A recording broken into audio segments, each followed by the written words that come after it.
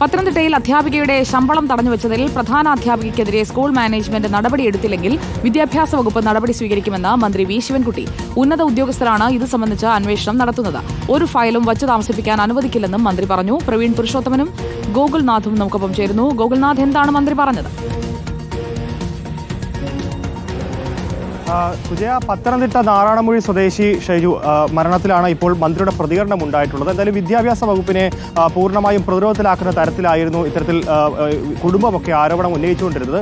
ഹൈക്കോടതി വിധികളുണ്ടായിരുന്നു. ആ ഹൈക്കോടതി വിധിയൊക്കെ തള്ളിക്കൊണ്ടാണ് വിദ്യാഭ്യാസ വകുപ്പിന്റെ നീക്കം തുടങ്ങിയ കാര്യങ്ങളിലേക്കൊക്കെയാണ് കുടുംബം മുൻപ് ആരോപണം ഉന്നയിച്ചിരുന്നത്. ആ ആരോപണത്തിനൊക്കെ മറുപടിയാണ് മന്ത്രി ഇപ്പോൾ പറഞ്ഞിട്ടുള്ളത്. മന്ത്രി പറയുന്നത് എന്തായാലും മാനേജ്മെന്റ് അധ്യാപികയ്ക്ക് നോട്ടീസ് നൽകിയിട്ടുണ്ടായിരുന്നു തുടങ്ങിയ കാര്യങ്ങളാണ്. എന്തായാലും ഈ വിഷയത്തിൽ കൂടുതൽ അന്വേഷണം നടത്താൻ ജില്ലാ വകുപ്പിന് നേതൃത്വം നൽകിയിട്ടുണ്ടെന്ന കാര്യങ്ങളാണ് നിലവിൽ പറയുന്നത്. സുജയ, പ്രവീൺ പുരുഷോത്തമൻ കൂടി നമുക്കൊപ്പം ഉണ്ട്. പ്രവീൺ പുരുഷോത്തമൻ, ശമ്പളം തടഞ്ഞുവെച്ച സംഭവം, അതിൽ പ്രധാന അധ്യാപികയ്ക്കെതിരെ നടപടിയെടുക്കാൻ മാനേജ്മെന്റ് ഉദ്ദേശിക്കുന്നുണ്ടോ?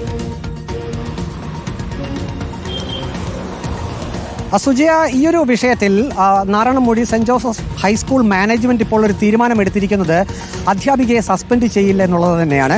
അതായത് ആദ്യം ഒരു തവണ വിദ്യാഭ്യാസ വകുപ്പിന്റെ ഒരു നിർദ്ദേശം സ്കൂളിന് ലഭിച്ചിരുന്നു. അതിനുശേഷം സ്കൂളിൻ്റെ മാനേജ്മെൻറ്റ് കമ്മിറ്റി ഒരു യോഗം ചേർന്നിരുന്നു. ആ യോഗത്തിലൊരു വിലയിരുത്തൽ വന്നത് ഇപ്പോഴത്തെ പ്രഥമ അധ്യാപിക ചുമതല ഏറ്റെടുത്തിട്ട് ഏതാനും മാസങ്ങൾ മാത്രമേ ആയിട്ടുള്ളൂ.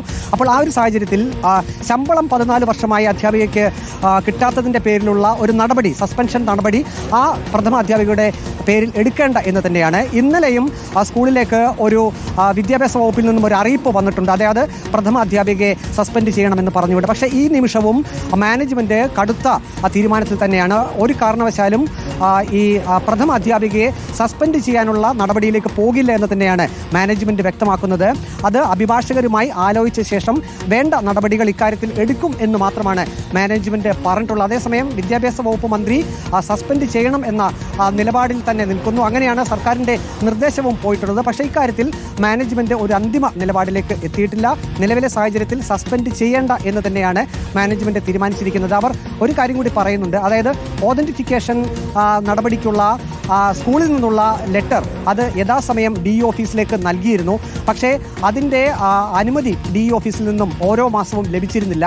അതായത് എല്ലാ മാസവും കൃത്യമായി ഓതൻറ്റിഫിക്കേഷൻ, അതായത് ഈ ശമ്പള കുടിശ്ശിക ലഭിക്കുന്നതിനുള്ള ഓതൻറ്റിഫിക്കേഷൻ്റെ അപേക്ഷ DE ഓഫീസിലേക്ക് സ്കൂളിൽ നിന്നും സമർപ്പിച്ചിരുന്നു. പക്ഷേ അതിനനുകൂലമായിട്ടുള്ളൊരു നടപടി, തുടർ നടപടി DE ഓഫീസിൽ നിന്നും ഉണ്ടായില്ല. കഴിഞ്ഞ മാസവും അവസാനം ഈ അധ്യാപികയുടെ 14 വർഷത്തെ ശമ്പള കുടിശ്ശിക ലഭിക്കുന്നതിനുള്ള ഓതൻറ്റിഫിക്കേഷൻ അപേക്ഷ DE ഓഫീസിലേക്ക് പോയിരുന്നു.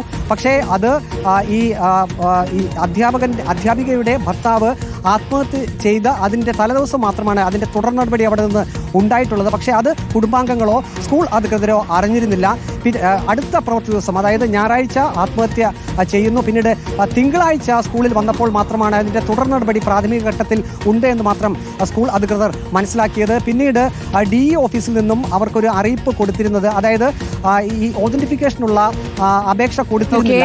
പ്രവീൺ പുരുഷോത്തമനാണ് അവിടെ എന്താണ് സംഭവിച്ചത്, ഈ ശമ്പളം തടഞ്ഞുവെക്കലിൽ നടന്നത് എന്നതടക്കം വിശദീകരിച്ചത്. മന്ത്രി ഇതിൽ ഇടപെടുമെന്ന് പറഞ്ഞിരിക്കുകയാണ്.